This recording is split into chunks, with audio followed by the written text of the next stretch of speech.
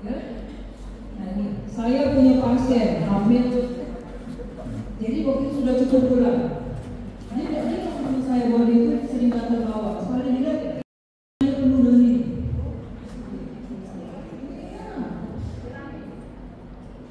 Itu saya suruh bu ibunya keluar, saya mau ngomong sama suami. Saya langsung tembak aja, Pak, Bapak pasti pernah sama saya, benar ya? Iya dong. Jadi penyebabnya tapi bapaknya tidak kenal. Yang kenal itu istrinya.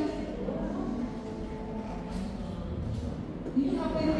Ini yang menyebabkan adalah HPV loris, Yakut Islamin. Ini yang namanya jaga raya. Jadi jaga raya itu kalau kalian bayangin handuk, kan ada bulu-bulu handuk tuh. Nah itu banyak. Tapi bukan jerawat ya. Sampai pasien juga nanya, dok ada jerawat di vagina. Kalau cuma satu nggak apa-apa. Bukan kutil. Kalau kutil kelamin pasti nyembarin banyak banget.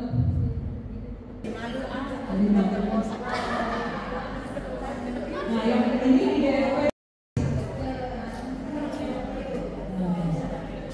Nah di kutil kelamin ini banget. Jadi saya juga punya pasien yang 10 bulan melahirkan, akhirnya saya dokter. Wah ini banget sampai ke paha. Iya.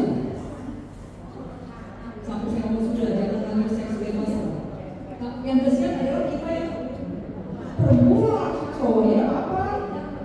Cowoknya kan ada daya tahan tubuh, maka dia tidak terkena. Ceweknya kan kalau lagi hamil daya tahan tubuh agak rendah, maka dia terkena. Dan juga saya satu lagi, suami saya punya pasien. Pasien itu homoseksual. Jadi kan otomatis dari belakang kan, sudah HIV positif, JKR ini boleh. Ya, yang ini kanker serviks. Nah, 70% kasus kanker serviks di dunia disebabkan oleh tipe 16 dan 18. Ini dilindungi oleh vaksin. Nah, vaksin nanti saya jelaskan nanti. Right?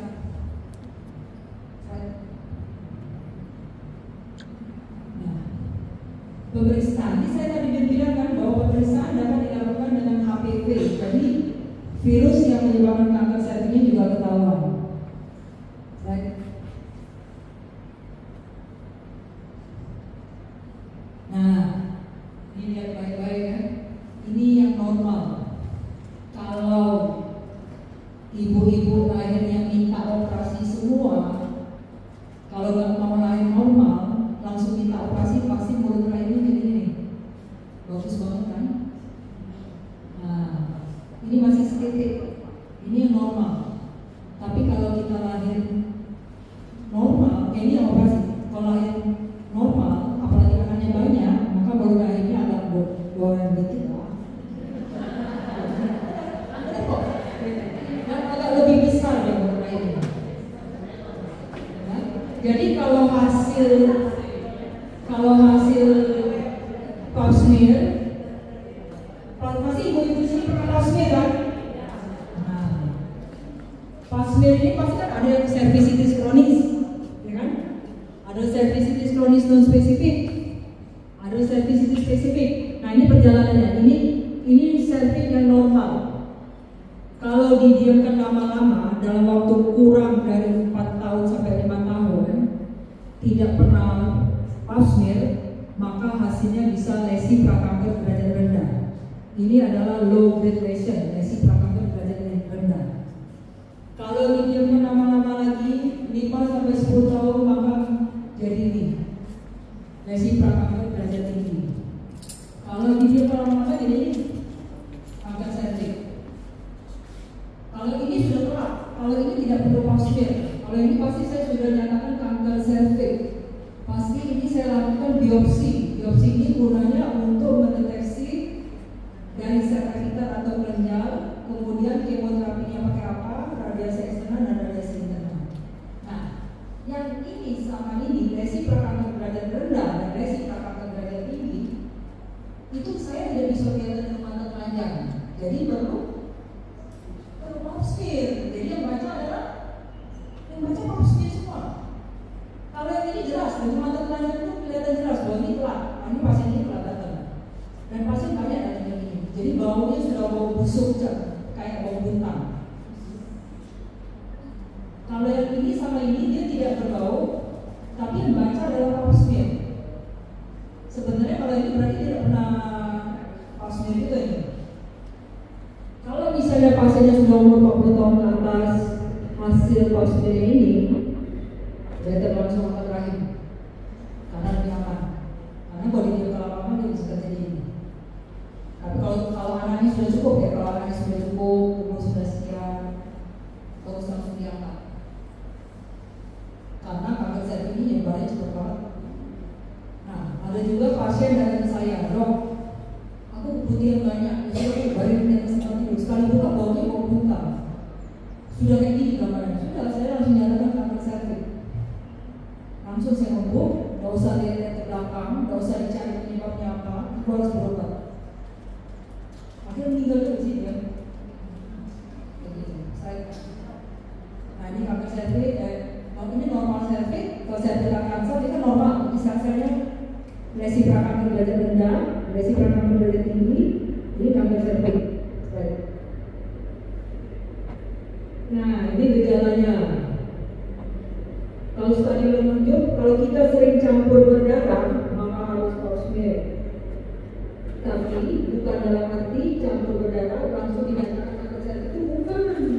Kadang-kadang kan kalau kita ada polip di mulut rahim kan bisa berdarah juga kan? Atau ada erosi di mulut rahim juga bisa berdarah. Jadi tetap kita harus pap smear. Jadi harus ke dokter. Jadi dokternya yang harus lihat. Kemudian keputihan yang berbau busuk dapat disertai dengan darah. Nyeri di daerah bagian bawahnya luas. Ini luas, bukan dapatin langsung nyeri bagian. Kalau 9 sampai 13 hanya 2 kali. Makin muda usia dia disuntik, maka antibodinya makin bagus. Jadi kalau punya anak cewek yang usia 9 tahun, langsunglah untuk divaksin. Tapi tetap intinya kalau dia sudah menikah, sudah punya anak, tetap intinya di vaksin. Kalau misalnya ada umur 43, dia mau vaksin. Kalau dia udah ganti pasangan seks bebas, seksual itu ya oke lah. Kalau dia suaminya kurang benar kan, oke lah. Dia lah vaksin dulu baru vaksin. Kalau kita ibu-ibu ini sekunder dan deteksi dini. Nah, tingkatan pap smear ya. Paling rendah adalah tes IVA. Tes IVA itu berarti mulut rahim kita dicotol sama setat. Tapi ini kurang akurat. Kalau positif, maka kita hanya ke pap smear konvensional. Kalau pap smear konvensional itu mulangnya 6 bulan sekali. Itu yang hasilnya sering cervicitis kronis, cervicitis non spesifik, cervicitis spesifik. Yang paling tinggi tingkatan pap smear adalah sitologi berbasis cairan dan tes HPV DNA. Ini paling tinggi. Itu mulangnya 2 tahun sekali. Virus HPV-nya kelihatan. Nah ini pap smear, ini yang saya mau bilang pap smear konvensional, masih ibu-ibu paling pakai ini. Nah yang saya bilang ini yang kelihatan HPV-nya adalah liquid based cytology dan atau TINFRET test dan HPV. Ini rada mahal. Tapi ini ulangnya 2 tahun sekali atau 3 tahun. Apalagi kalau sudah seumur ibu kan sometimes jarang campur. Ya kan? Apalagi kalau sudah menopause kan rada kering kan. Nah, yang ini konvensional ulangnya 6 bulan sekali atau 1 tahun sekali. Right? Nah, ini pasti konvensional berbasis cairan, slide. Nah ini yang berbasis cairan seperti saya bilang tadi. Slide.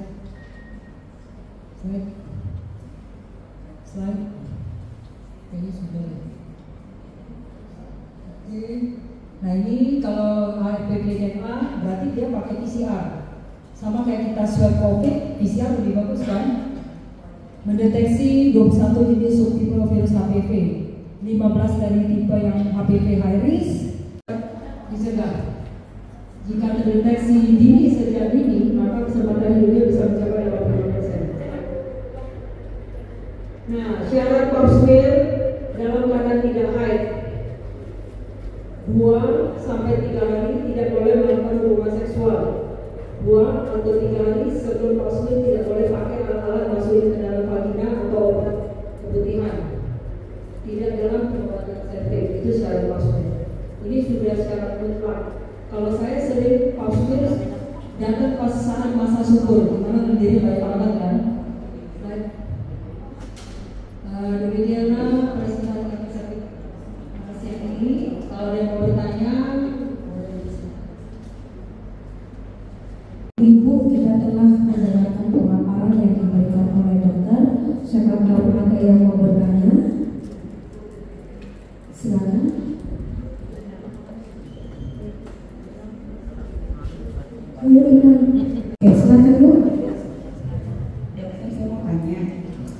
berapa persen resiko yang mungkin terjadi kanker itu batasan 40 sampai 50 tahun ke atas atau kategori lainnya?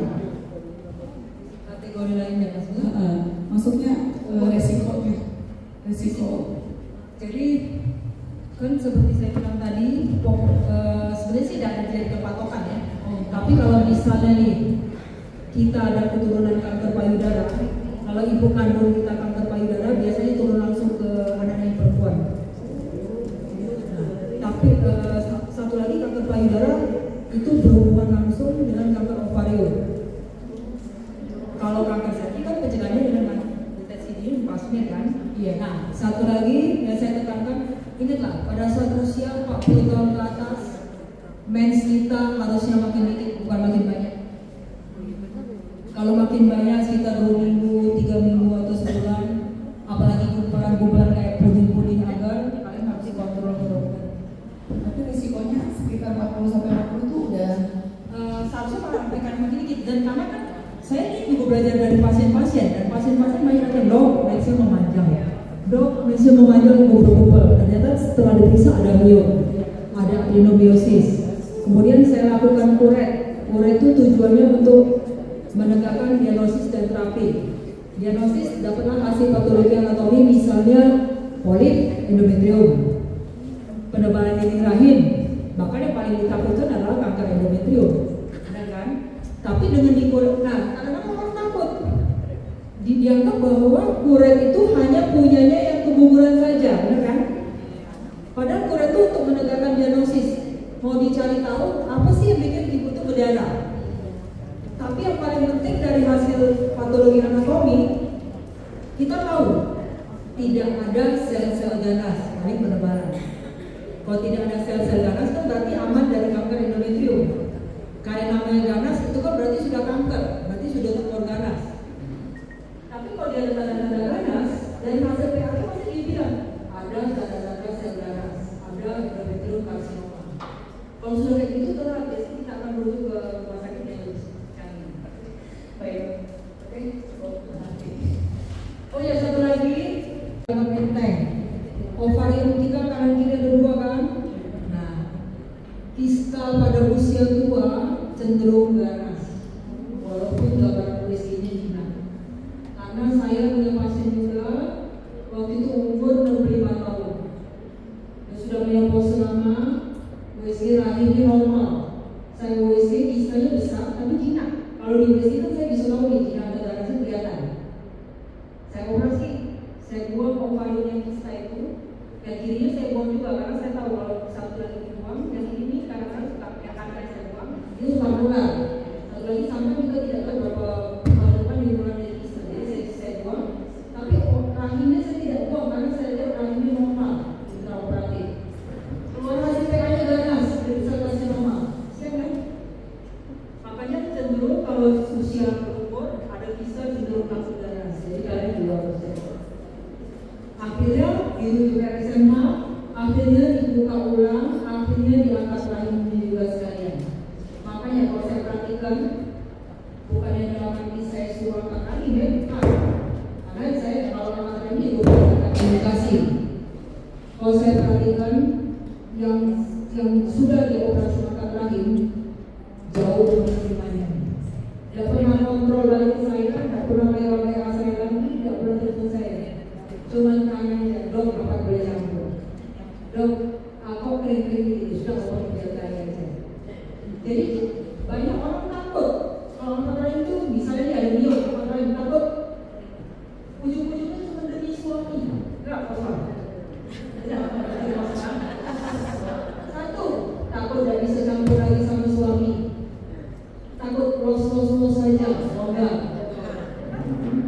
Takut kering-keringnya, takut tidak cantik lagi, takut kulit kering, takut timbul itulah. Cewek jawabannya cuma demi suami. Padahal deminya sebenarnya bukan demi suami. Kan kalau kita operasi angkat rahim kan, ya saya potong lubangnya kan ada. Nah, yang penting kan ibu-ibu bisa jepit. Jepit itu pakai apa Pak? Udah kan? Senang apa? Senang pegang. Yang mau saya tanyakan lagi tadi haid semakin sedikit. Yang mau saya tanyakan Ibu Dokter, normalnya haid itu seberapa dan berapa lama? Begitu normalnya. Mungkin ini bisa juga buat saya dan buat ibu-ibu yang hadir dan juga untuk anak-anak tadi Ibu Dokter ya. Nah itu dia satu. Yang kedua Ibu Dokter, tadi saya sangat tertarik sekali tentang screening kanker serviks. Ya, 2 tahun yang lalu distrik PPD mengadakan ini, tetapi ibu-ibu ini nggak antusias loh Ibu, padahal gratis. Benar, saya nggak tahu apa takut-takutnya ibu-ibu, padahal itu sangat berguna sekali. Memang ibu-ibu orang Batak ini memang agak pemalu. Ya, artinya siapa tahu Ibu Dokter ada enggak program dari rumah sakit atau pemerintah itu supaya kita tahu perkembangan informasi keberlanjutan screening kanker seperti ini yang dengan gratis Ibu Dokter, supaya kami juga nanti arahkan ke ibu-ibu yang ada di rumah kita di sini. Itu dia dulu Ibu Dokter pertanyaan dari saya. Terima kasih. Yang kedua ya Ibu Dokter, ada tadi ibu yang akan bertanya. Oh iya, dijawab dulu oleh Ibu Dokter dan Ibu Dokter. Silakan Ibu Dokter. Jadi gini, yang pasti setiap dokter kandungan tidak dikit-dikit akan lahir. Kalau misalnya dia cuma yang kecil tapi posisinya, kan dia itu macam-macam. Posisinya bisa di rahim bagian luar, di dalam rahimnya, atau di kafumnya, bagian ini. Kalau misalnya dia cuma di luar kecil, tidak mengganggu pas mendekati usia menopausa, tidak saya menjelang menopausa maka dia akan mengecil sendiri. Jadi bukan dalam arti setiap dokter kandungan di operasi lain itu bukan.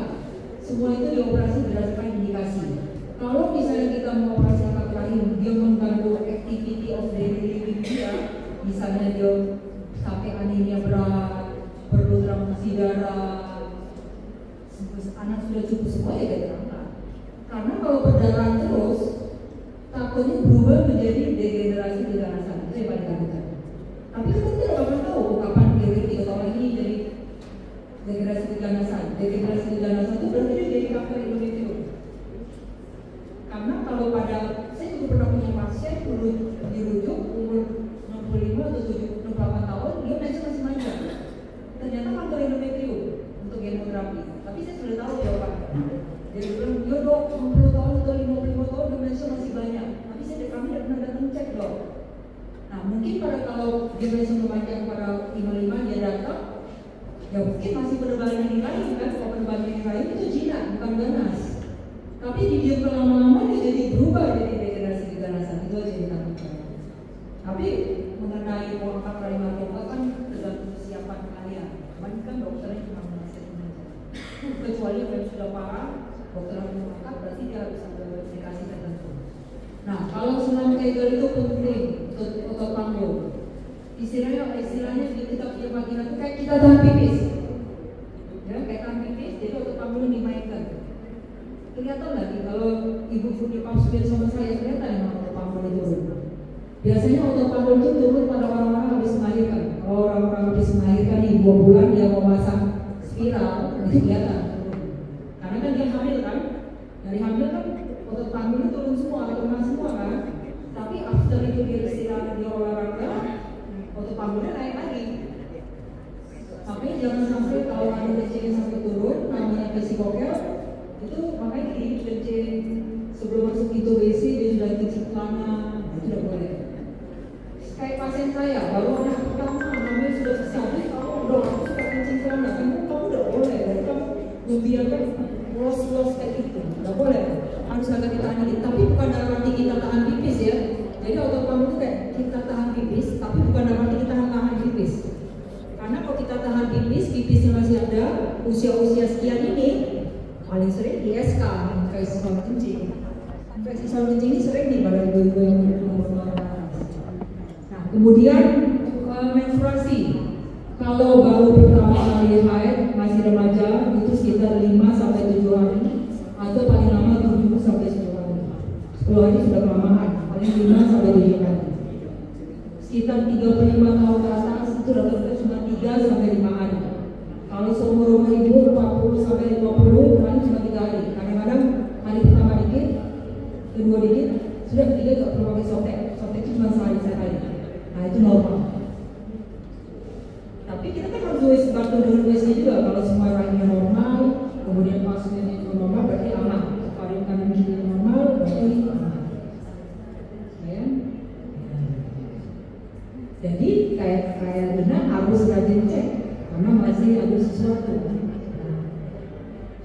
bukan dapat saya nakutin ya, bukan dapat saya dikit-dikit operasi angkat rahim itu udah. Karena pasien saya yang sebesar menyuruh besar aja mau angkat rahim, HBD 3. Dok, aku ini suami kedua belum ini, padahal keduanya sudah tua. Oh ya, satu lagi penyebab rahim, penyebab pneumonia atau adenomyosis adalah susu kacang kedelai atau tempe. Pneumonia adenomyosis itu adalah hiperestrogen. Estrogen itu paling banyak, estrogen alamiah paling banyak di susu kacang kedelai. Kalau kita makan es tahu itu enak tuh, ya kan? Pakai jahe enak kan? Kalau tahu tempe dia olahan, masih ada dikit. Yang paling tinggi susu kacang kedelai, es tahu. Tapi kalau saya operasi angkat rahim, saya kalau pendidikannya dikurang, darahnya jauh, saya kadang-kadang ovarinnya saya buang. Kalau ovarin kanan kiri dibuang, karena dia ada kisah, maka saya buang. Maka saya nasihat dia cuma satu, banyak makan susu kacang kedelai atau tempe, karena itulah sumber hormon. Tapi selama masih ada minum, jangan terlalu banyak. Apalagi es tahu terlalu tinggi. Kalau tahu tempe ini pokoknya jangan berlebihan lah. Kalau tahu tempe olahan, jadi tidak tinggi es tahu susu kacang kedelai. Mereka ngerti? Karena nyeri pas mes juga itu kadang-kadang menyebutnya adenomyosis. Jadi sudah estrogennya turunkan, jadi yang kayak susu kacang kedelai atau tempe dikurangi. Susu tahu tempe sih sebenarnya boleh, karena tahu tempe itu olahan, jadi estrogennya lebih rendah. Yang tinggi itu susu kacang kedelai, tahu kan paling dijadikan tahu kan? Ada lagi? Dokter, ada swing cell kanker itu pap smear. Oh iya, kalau mengenai yang pasti gratis itu coba yang hubungi YKI ya. Apa? Yayasan Kanker Indonesia Yayasan Kanker. Tapi itu dia lakukan pap smear konvensional. Tapi jangan minta yang IFA ya, jangan minta yang IFA. Minta yang tingkatan kedua, pap smear konvensional. Pap smear konvensional ini ulangnya 6 bulan sekali atau 1 tahun sekali. Memang yang sitologi berbasis cairan yang HPV itu ada mahal. Itu yang mulanya ada kan slide-nya tadi kan udah tahu ya. Nah kalau konvensional yang 6 bulan sekali. Itu sih kalau pas konvensional kalau nggak salah bicara acara ladies program semua sekitar 300 ribuan ya. Nah makanya kalau di DKI itu bertanya mungkin ada yang gratisnya. DKI itu Yayasan Kanker Indonesia. Kalau salah di daerah Demang Badawi. Harus pap smear, jangan pernah tidak pap smear, itu penting. Cuman orang yang paling takutnya jangan pakai herpes biar di situ. Kalau memang ada dia memang dia berhubungan dengan yang lain, kita cuma herpes. Hanya herpes rabies kan, herpes yang satu kan bisa kena HSP namanya herpes simplex. Bisa di tadi kan saya ada bibir kan, ada bibirnya atau di lagunya juga bisa. Tapi selama ibu udah ada apa-apa, pas smear deteksi dia kuman putih yang ada apa nggak masalah sih, karena mensen masih banyak. Nah, kalau sudah menopause sudah bagus. Yang penting satu lagi, pokoknya kalau kita sudah menopause lama tidak boleh berdarah. Kalau berdarah harus kontrol baik-baik di rumah sakit. Ada lagi kalau masalah sembuhkan, paling nggak itu cek risiko saya tadi. Kalau rahim sama semuanya normal, aman. Apa itu? Oh, tapi belum berapa lagi kan? Berarti itu hanya untuk meyakinkan aja sih. Bahwa nggak ada apa-apa. Nah, kemudian satu lagi, nah menopause nih, belum saya bahas kan? Pasti hampir menopause semua kan?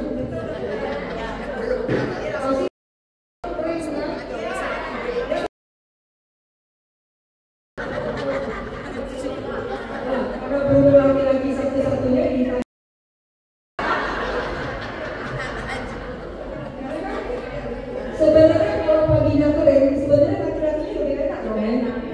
Karena bisa kan sebenarnya.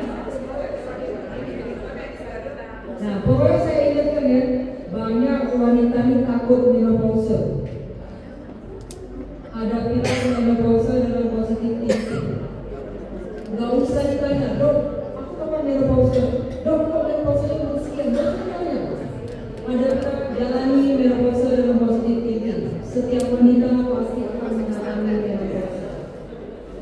Justru yang tak berhenti-henti mens itu yang menang. Masa umur 60 tahun masih mens? Itu yang lari ke karakter ini. Pasti kan ibu-ibu ini dapat sama suami itu juga karena malas kan? Karena kewajiban kan? Tapi normal, jadi jangan takut. Jadi kalau siapa 40 tahun, 45 tahun, kalau kalian merasa campur kok kering, sakit itu normal. Makanya saya jadi kalau kalian misalnya sudah menopause campur, ibu harus nikmati, agar ada fantasi seksual ini tidak apa-apa. Kadang-kadang itu kan hormon ini tidak apa-apa, saya tak kering banget. Supaya menjadi kuat. Kalau menjadi kuat, kalian tidak cek. Karena besoknya pasti habis kalian campur, karena kering, besoknya kayak dikasih selalu penting. Dalamnya agak rangkang-rangkang dikit kan. Itu normal. Orang kita kecapean aja, habis melahirkan pasien saya kecapean aja, masa habis keluarin itu saya. Dok, aku campur manusia dok ini. Capek ya urusan. Jangan nafsu. Kalau kita tidak nafsu, otomatis sebenarnya tidak keluar.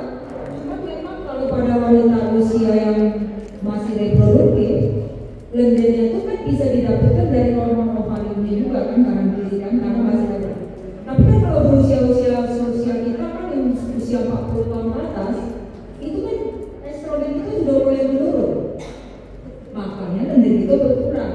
Tapi ingat, di vagina kita tuh juga masih menghasilkan lendir, walaupun dia tidak banyak. Oke? Makanya sampai kalau yang operasi angkat rahim kering. Sebenarnya sama orang yang misalnya satu angkat rahim di 45 tahun karena ada beliau, satu 45 tahun yang tidak angkat rahim. Sebenarnya dua-duanya sama, menopause juga. Banyak orang beranggapan dengan angkat rahim rasanya langsung jeblok. Langsung, dok aku menopause banget. Padahal sejalan dengan usia, sebenarnya semua itu sama.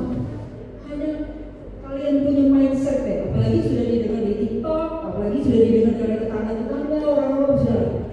Jadi pada satu semua. Oke?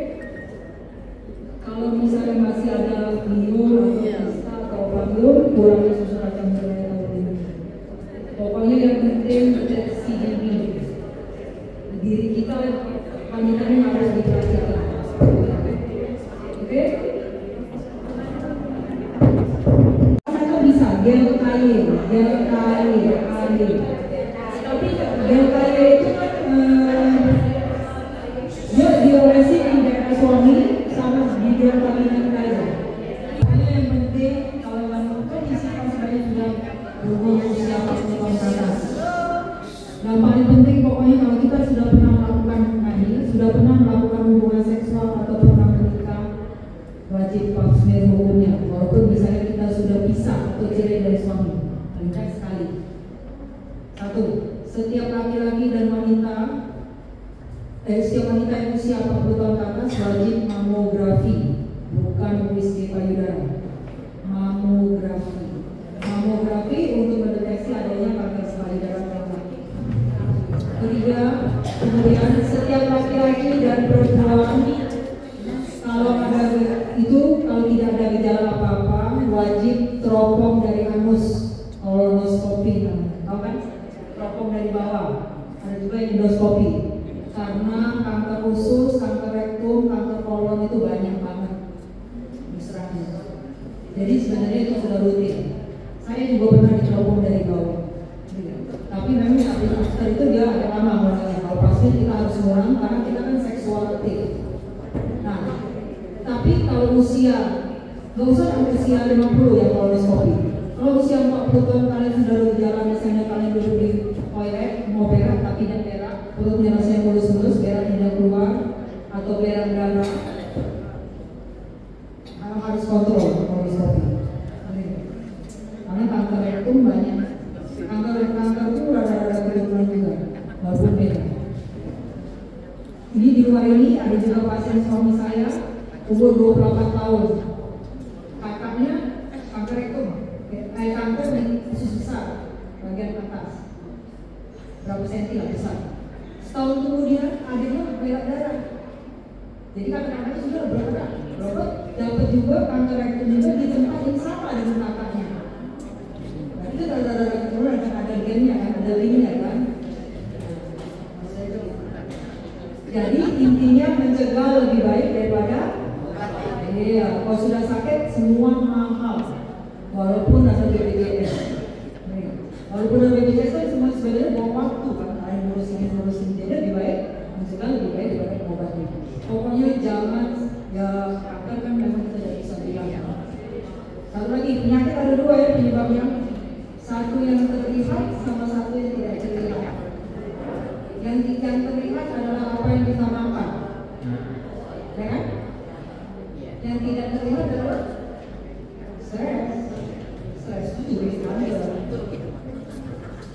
Jadi terserah laki kita mau ngapain, itu ada stres. Oke? Pokoknya mencegah lebih baik daripada mengobati. Itu yang bisa disana. Oke. Buat ibu-ibu semuanya, kalau menurut saya sih sangat luar biasa ya pertemuan ini, kita mendapat sebuah ilmu yang luar biasa. Pertama kali kita tepuk tangan buat ibu Monica kita.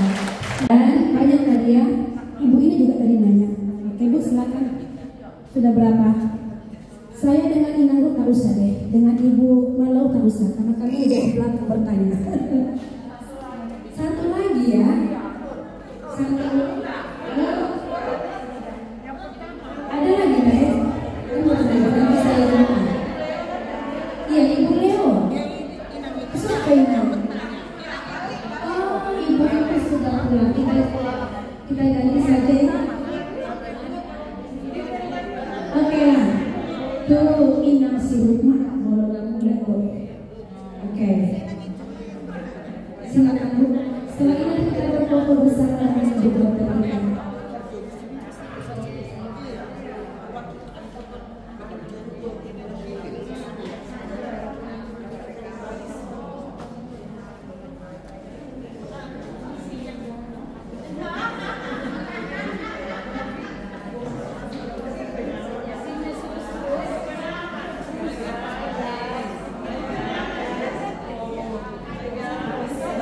Jangan diumbar dulu ya Bu, kita berfoto sebagai dokumentasi. Nah, Ibu dokternya di tengah, Inang saya kita dokumentasi silakan. Iya. Oke, Inang slide silakan.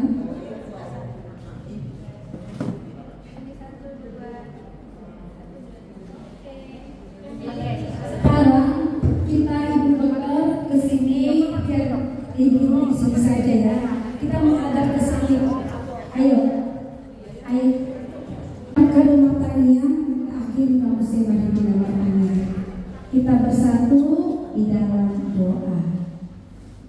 Bapa yang baik, kembali kami datang mengucapkan terima kasih banyak atas karunia yang Kau anugerahkan di dalam kehidupan kami. Saat ini kami sungguh berbahagia. Sebuah pengetahuan yang berharga yang kami dapatkan dari Ibu Dokter yang kami kasihi, Ibu Monica, atas penyuluhan yang beliau berikan kepada kami. Kami terinspirasi, termotivasi untuk lebih menjaga kesehatan kami. Mari Tuhan, lewat pertemuan ini jiwa kami semakin disegarkan, semangat kami semakin dikuatkan. Kami berdoa buat Ibu Dokter Monica yang telah bersedia dengan setulus hatinya melayani untuk kaum perempuan yang ada di HKBP Yapu. Doa kami Tuhan pada saat ini dalam kehidupan Ibu terkasih kami ini, tolong Kau berkati, Kau berikan kesehatan, umur panjang, kesabaran, ketabahan, dan hikmat yang dari surga. Berikan buat Ibu Dokter Moni ini, supaya beliau mau pakai lagi lebih luar biasa lagi, agar semakin banyak jiwa-jiwa yang memuji nama Tuhan lewat pelayanan Ibu terkasih kami ini. Berkati anaknya, berkati suaminya, seluruh kehidupan keluarganya Tuhan, curahkanlah kehidupan damai sejahtera. Demikian juga buat tim kesehatan yang akan telah diurus oleh dari Rumah Sakit Siloam, berkati Tuhan. Biarlah atas kerjasama ini boleh berjalan dengan baik ke depannya. Rumah Sakit Siloam juga semakin kau berkati, semakin pelayanan yang lebih baik lagi, agar banyak pasien-pasien yang datang diobati, semakin banyak orang yang sembuh. Terpujilah nama Tuhan sekarang sampai selama-lamanya. Hantarlah Ibu Dokter kami bersama dengan timnya pulang dengan damai sejahtera. Di dalam nama Tuhan Yesus Kristus kami berdoa dan bersyukur.